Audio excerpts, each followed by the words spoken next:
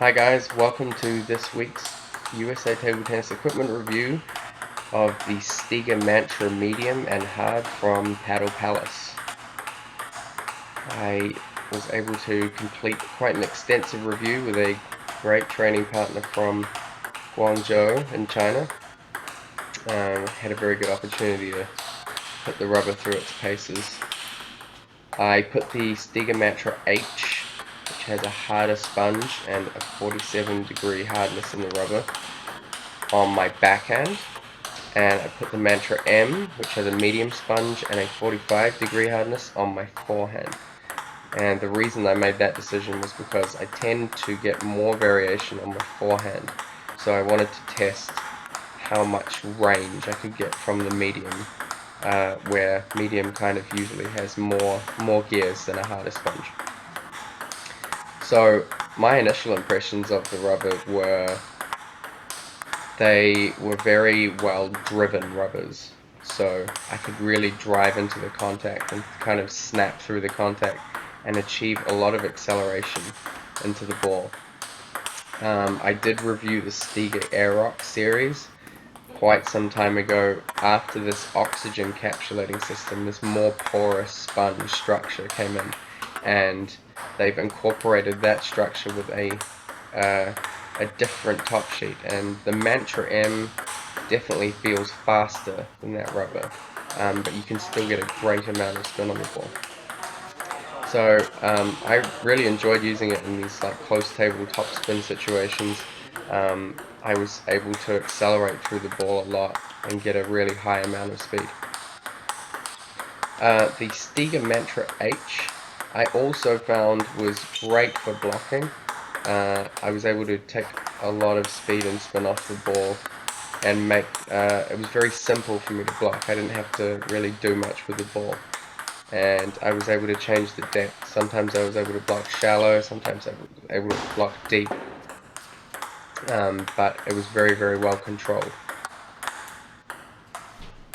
So one of the strong areas that I found for both rubbers was on serve. I got a decent amount of spin on the ball, and I found that it was very consistent, so I was able to keep the serve short. The trajectory was low across all of my serves, so a great level of service consistency.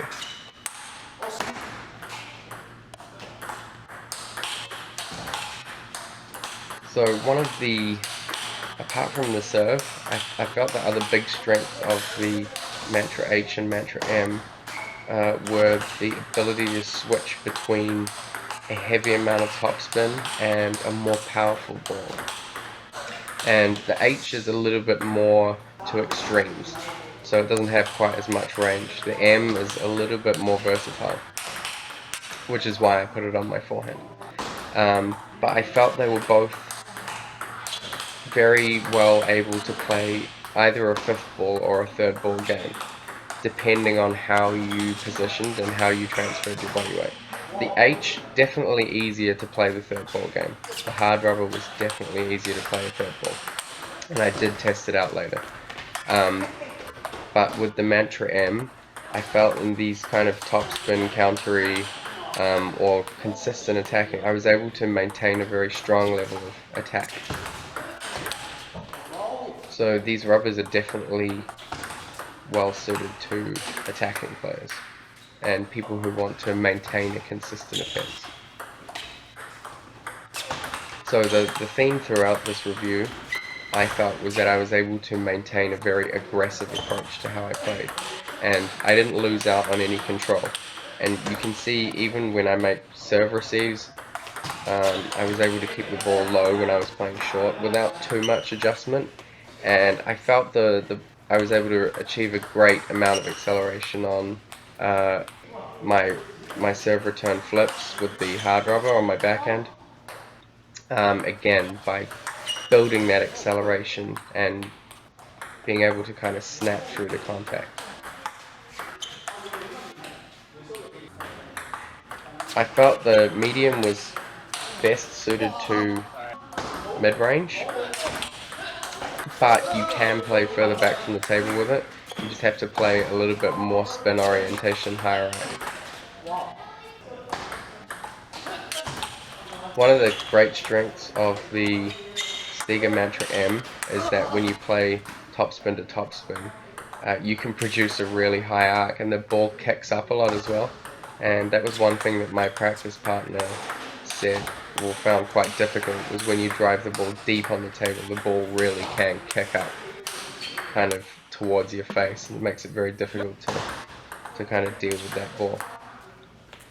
So overall, I felt they were great rubbers for fifth and third ball attack. Very aggressive rubbers. They maintained a good level of control. While the H didn't really have as much range as the M, I still felt that they were great rubbers to use. And I feel next time I would probably try the medium or hard on my forehand and maybe something a little bit softer on the backhand. But overall, fantastic rubbers, and be sure to check out the written review on USATT.org for more details of my review that I wasn't able to put in the video. Thanks for joining us, guys, and stay tuned for the next review.